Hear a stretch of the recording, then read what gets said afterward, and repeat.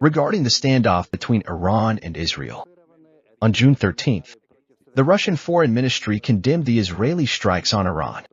They said they were unprovoked, that these were military strikes against a sovereign UN member, against its citizens, peaceful cities, and critical infrastructure.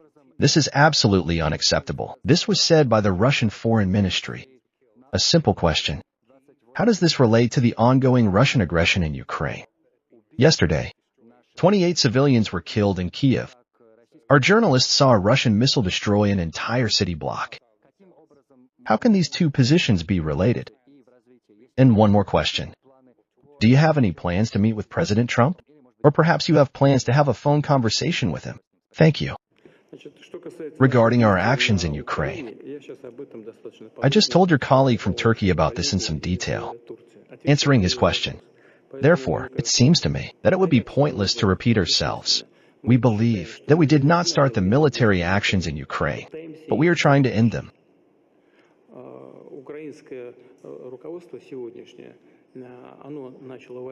The current Ukrainian leadership itself started the war on its own territory after the coup d'etat that took place in Kyiv, using armed forces, including heavy equipment and aviation, against the civilian population of the southeast, then southeast of Ukraine, against Donbass, against Lugansk and Donetsk.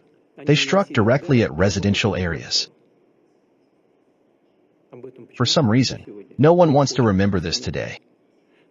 But it was precisely this policy that led to today's armed conflict between Russia and Ukraine. First, second, if your journalists saw how our missiles destroyed entire residential areas, they would hardly be able to tell you anything about it. They would not have survived. If they saw anything, they saw it from the outside. And the strike was not aimed at residential areas, but at defense industry facilities, at factories that produce military equipment. This is what we are doing. We are making no secret of this. One of the goals of the special military operation is the demilitarization of Ukraine, that is, depriving it of the ability to have armed forces that threaten us. And for this, we must agree with them. And during the Istanbul talks in 2022, we agreed with them on this. We also agreed with them on the issue of the size of the armed forces that Ukraine could have. We agreed on weapons, on the size of the army. We agreed on everything.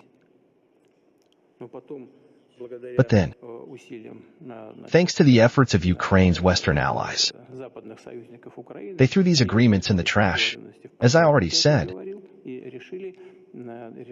and they decided to fight us to the last Ukrainian and until a complete strategic victory. They are not succeeding in this, and therefore, instead of peaceful agreements on this matter, we are forced to use armed forces to achieve a solution to this problem, namely demilitarization. We will not allow armed forces to exist in Ukraine that pose a threat to the Russian Federation and its people in the long term. These are the strikes that your journalists saw. And, of course, if we do not reach an agreement peacefully, we will achieve our goals by military means.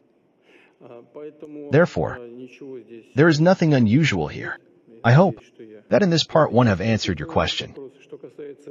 As for the statement of our foreign ministry, it is also understandable. In my opinion, it is very transparent. And it was made with reference to international law. As for our actions in Ukraine and compliance with international law, I have just explained our logic. From one step to another, we believe that this is fully consistent with the UN Charter. As for the assessments of our foreign ministry, well, you yourself will see. In your opinion, what is objective and what is far-fetched? I did not notice anything far-fetched there. In this part, I hope that I have satisfied you and answered your question. And regarding possible meetings with Mr. Trump, such a meeting would certainly be extremely useful. I agree with the President of the United States that, of course, such a meeting should be prepared and end with some positive results. The track is well chosen. We have spoken with President Trump on the phone several times. We have great respect for his intention to restore relations with Russia in many areas, both in the sphere of security and in the sphere of economic activity. Look, our imports to the United States have decreased tenfold, and imports from the United States to Russia have decreased more than fourfold. True, the imports were small, $27 billion, and now the imports have fallen to several dollars. But it is true. Over the past year, the volume of trade with the United States has grown. With many European countries it is falling, but with the United States it has grown. Therefore, I hope that Mr. Trump is not only a politician, not only a person to whom the American people have entrusted the fate of their country. He is also a businessman. And I see a big plus in this, which is that he calculates everything. And since he has become a rich man, apparently he calculates everything well. This means that he sees what certain steps towards Russia will lead to, how much it will cost taxpayers, how much it will cost the economy of the United States, whether it will get some plus from certain steps, or, on the contrary, it will fall into the minus. And we now see the interest of American business in building relations with Russia. There are already contacts between our large companies that want to return to our market and work together. In general, this instills in us a certain cautious optimism. And I hope that both the President of the United States and his inner circle will see this, hear it, and together with business representatives, decisions will be made aimed at restoring Russian-American relations. We also have contacts with Mr. Marco Rubio, the U.S. Secretary of State, and with the Vice President, Mr. J.D. Vance. In general, our relations are gradually improving. In any case, conditions are being created for restoring relations. We hope that this trend will be maintained. We are ready for this. Good evening, Mr. President. The new Federal Chancellor of Germany, Friedrich Merz, recently said that he could imagine the possibility of having telephone conversations with you. Do you think that would be useful? Would you like to have contacts with the new Federal Chancellor? And do you think that Friedrich Merz could be a more successful mediator between Russia and Ukraine than Donald Trump? Thank you very much.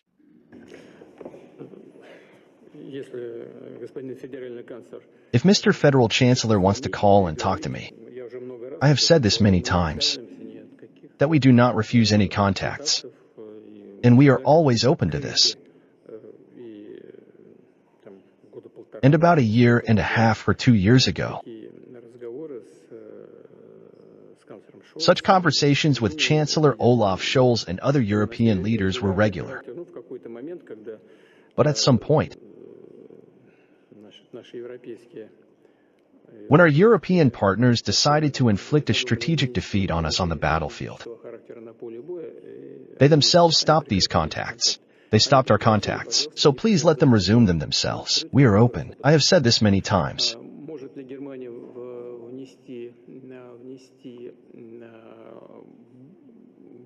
Can Germany contribute more than the United States as a mediator in our negotiations with Ukraine?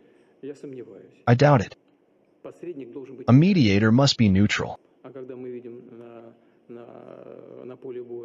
And when we see German Leopard tanks on the battlefield, and now we are talking and looking at the fact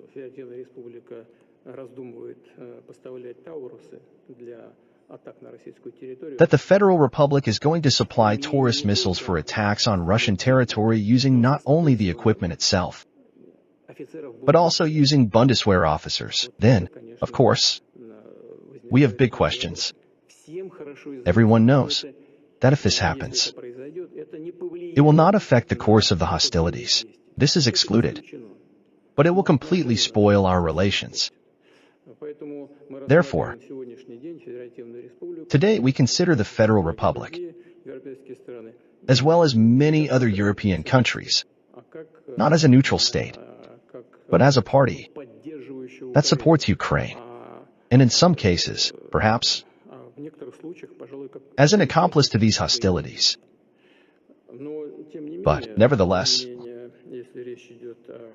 if we are talking about the desire to talk about this topic, to present some ideas on this matter, I repeat once again, we are always ready for this. We are open. Welcome.